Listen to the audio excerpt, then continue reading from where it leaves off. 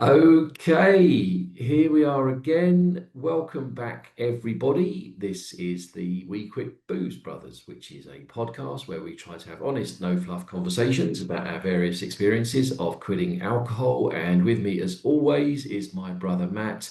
Hello, Matt. Hey Mark, good morning. Good morning, everyone. We are back again. It's Sunday. We are back on a roll. We holidays are over. Well, they are for me anyway. So it's back to the grindstone. And but that means we can do this podcast. So we're always happy to do this, and it makes our weekends gives us a good objective actually on Sunday mornings. So we've got a cool topic for you, one that Mark was thinking about this week. So I'm going to let him introduce it, and then we will run through our usual prattle and talk around this particular topic. Yeah, okay, great. So this is an interesting one, which just a topic kind of crept up through living life and experiencing the world without alcohol, and it hit me this week. So I've just recently taken up golf. Probably an age thing, not going to lie. It's kind of what happens when you get to this stage, I think. But nonetheless, I've taken up playing golf. So I've only really started this year, and I've been absolutely loving it. I've really enjoyed it more than I thought I would. So there's a few reasons for that. One is my youngest son, Charlie, has also started playing and is really into it. So apart from anything else, I get to play golf with Charlie, once or twice a week. It's summertime, so evenings are light, so we can do it. And 3 or 4 hours with your son is something you'll take, trust me. When they get beyond sort of 12, 13, they Yeah. don't want to spend loads of time with you. So that's cool. And what's interesting about it is that I tried to play golf a few years ago. I actually started playing golf in my sort of mid late 20s, I think it was. And it was sort of the thing to do. I was working in a corporate environment. People seemed to play golf. It seemed to be the thing you do, like the sound of it, and thought, yeah, I'll do that. And I just the reality is I never really took to it. I struggled with it. I played okay, and then it'd be awful, and I was sort of nervous of picking it up again because of that experience. I didn't think that I was really cut out for golf, basically. And like I said, I've been really enjoying it. It's you're outside. It's a real learning thing. Golf, it really challenges you in so many different ways. But I haven't been terrible at it, and I was sort of wandering around the golf course this week, thinking I'm really enjoying this. Why was I so shit at this when I was in my 20s? And then, of course, I fucking realized, I thought about it. I thought, because you were drinking in those days. You were always fucking hungover when you play golf. I would play golf on a Saturday or a Sunday morning. And honestly, I can remember turning up with that very often still drunk feeling, that, steaming. And I was in my 20s, so you could cope with it better, though, in those days. I feel like in your 20s, I certainly was able to deal with hangovers better than I am was in my sort of 40s. But it then, and so this sort of, I started thinking about it. I thought that's what it fucking is. I'm sober now. Like I turn up to the golf course having had a great night's sleep.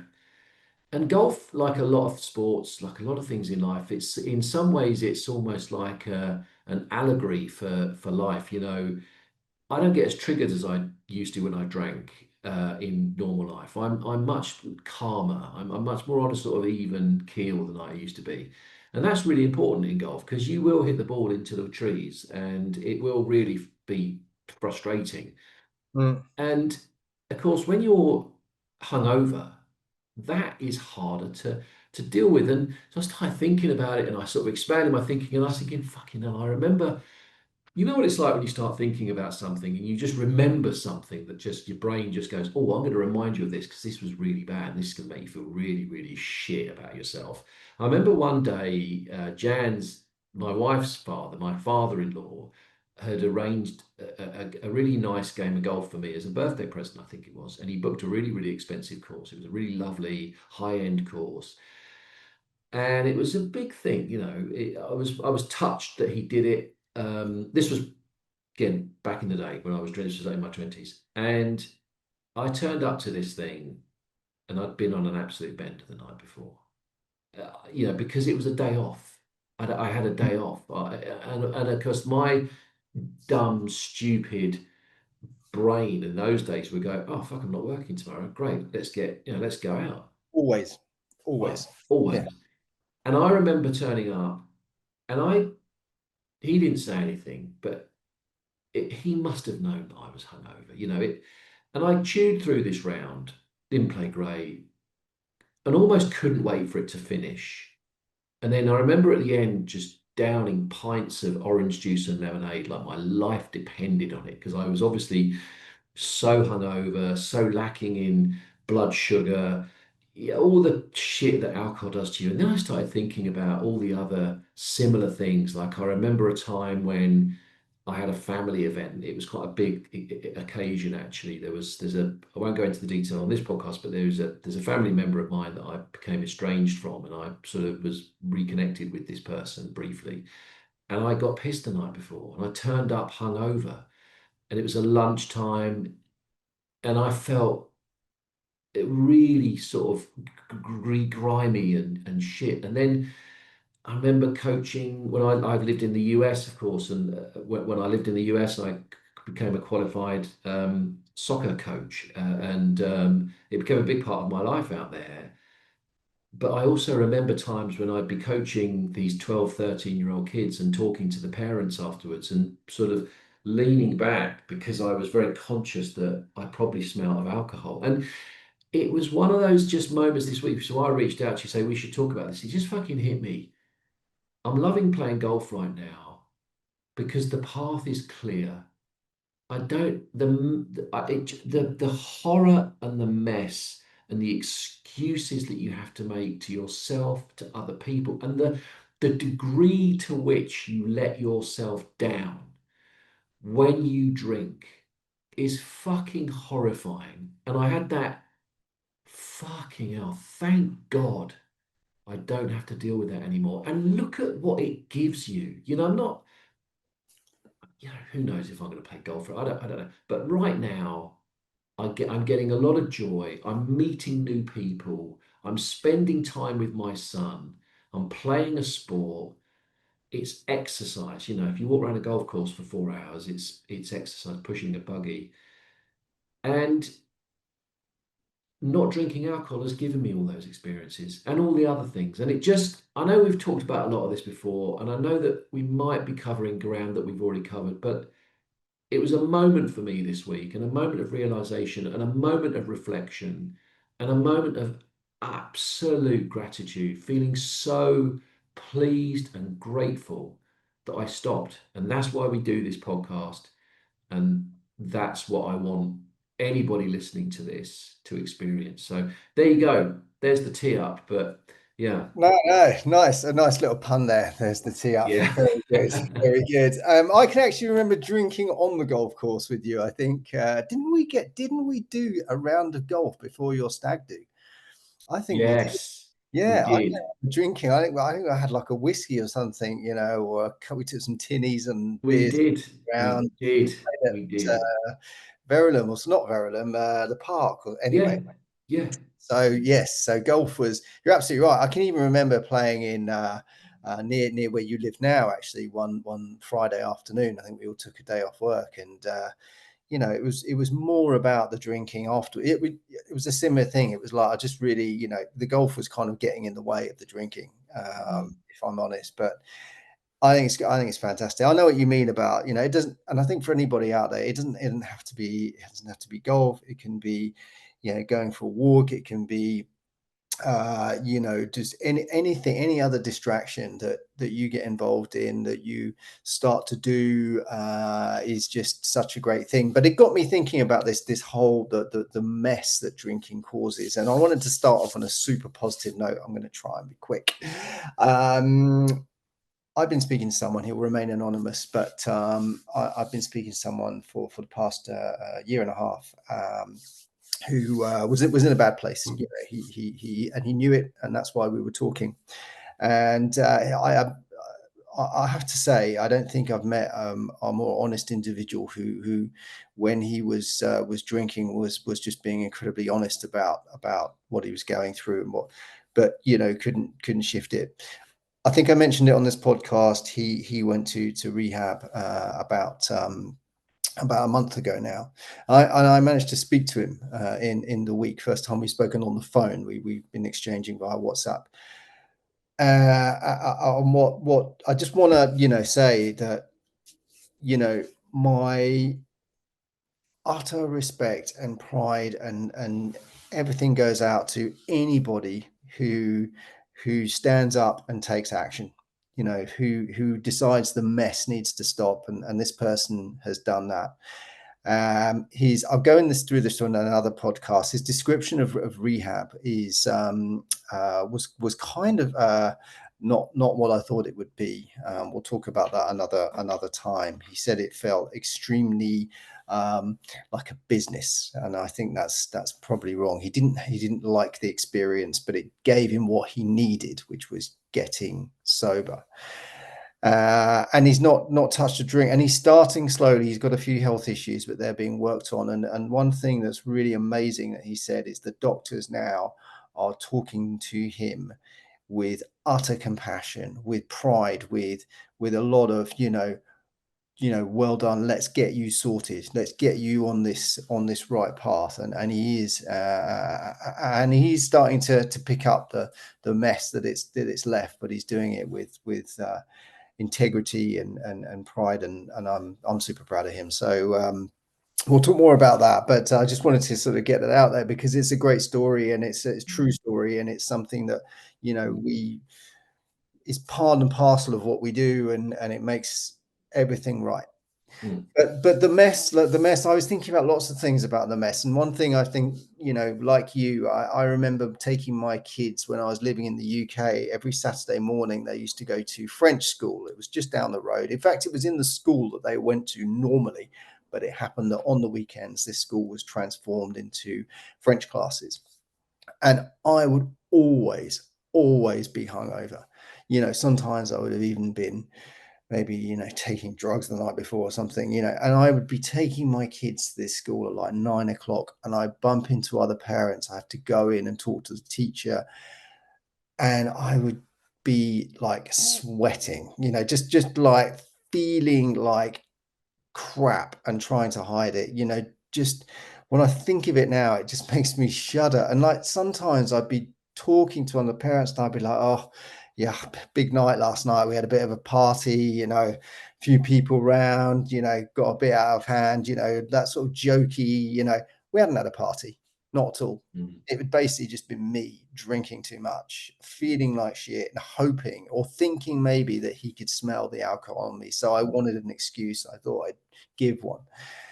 That sort of stuff it was just, awful. I just look back on it and just think, where was the enjoyment there? There was none. There was none at all. I just wanted to get away from there, drop my kids off, go and lick my wounds afterwards, and that just doesn't occur anymore. And I also think another thing that the mess of booze is just putting things aside. You just ignore things. You just don't get around to doing things. Everything gets put off. Someone was talking to me the other day about they went to someone's house, and they were staying there for a few days, and there was like nothing in the fridge except just bottles of booze and stuff like that, and it's like, and there are things in their house that weren't working, and you just think, and they're not like, they haven't got massive problem with drinking it, but you just, Mm.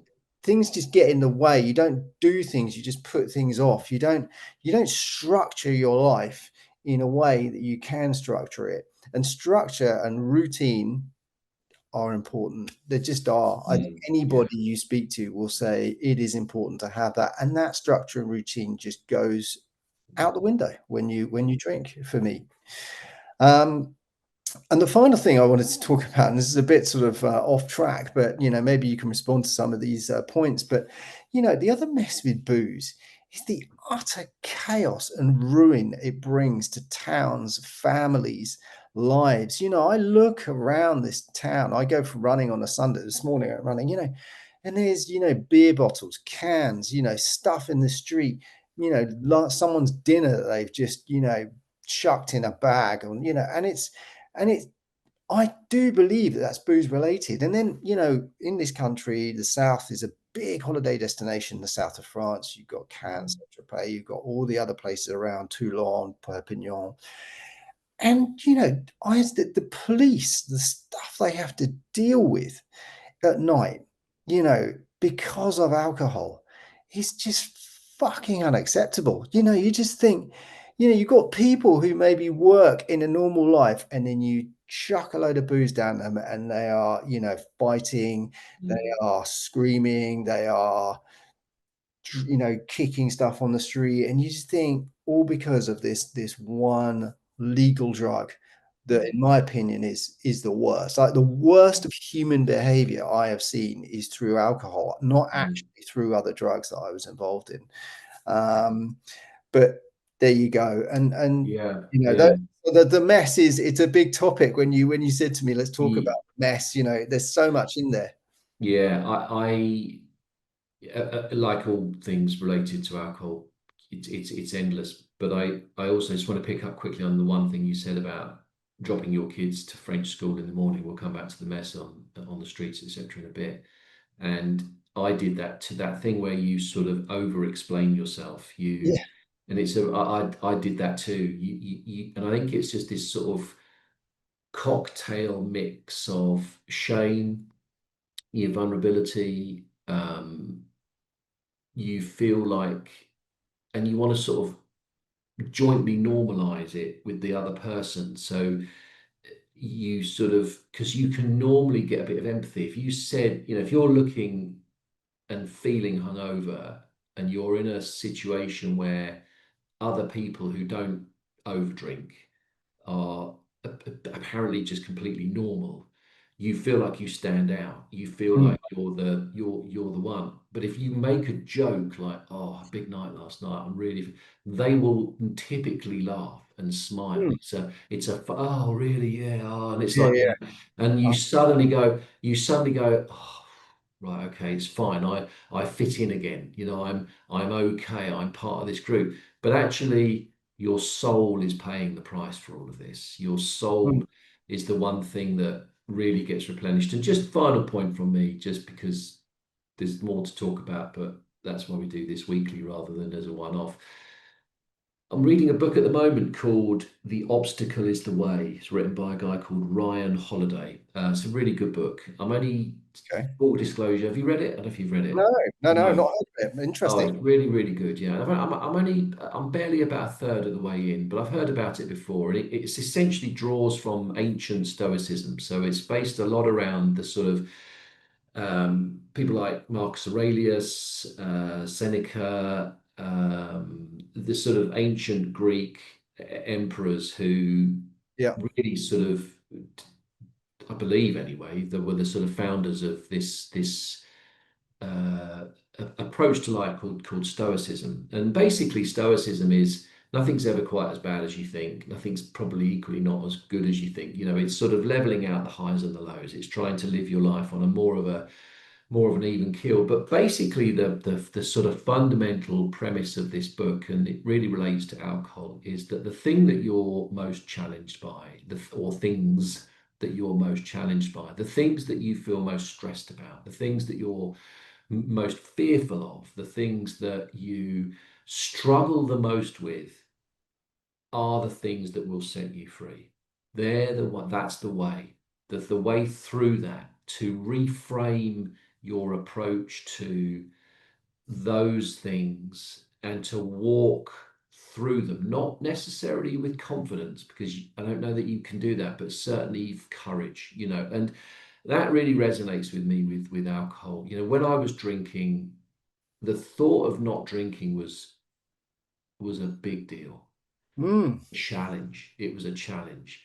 And there was some, it got easier, but it took a while. It took courage. It took I had to, you know, part of my drinking was associated with damping down the stress, you know, checking out of the world. Just it was I felt it was my happy place. And what am I going to do if I don't have that? And I had to sort of sit in my own space, unencumbered, but also unaided by alcohol. But for anybody listening to this, that's the way. That's this thing that will set you free. The sort of the pain or the challenge or the uncomfort that you might feel by stepping into sobriety is the way, it's the path to almost endless potential. And yeah, that would be my sort of closing thoughts really for for this podcast. But and yeah, you know, like I said, golf isn't for everyone. It might not ultimately be for me. I don't know, but it's just so much. It's brought me so much pleasure and such a just another part of life. Yeah, this morning I went for a walk really early. My wife's doing she's training to become a coach in a certain type of exercise. So I had to drop her at the station this morning at like before 7 a.m. Yeah, Beautiful morning here in England. The sun is shining. It's gorgeous. You know what? I got home. I thought I'm taking the dogs for an hour walk. I went for an hour into the countryside, and oh my God, quiet, blue sky, birds. And you just think, I wouldn't have this if I was drinking. Yeah, okay, I'd have been pissed in the pub last night. I'd be lying in bed with a hangover, feeling terrible about myself. So, yeah, anyway, I've waffled on too much. I've said enough, but there is so much mess and there is so much chaos. There's so much suffering. There's so much insecurity. There's so much just feeling generally shit about yourself when you drink, and you get rid of all of that when you stop. So. 100%, 100%. No, I think it's utterly true. I just I'm not gonna talk more about the topics. I think we keep this one relatively short, but something I just remembered that my friend said when I spoke to him the other day, a person who's been through rehab, he had his oldest son come over.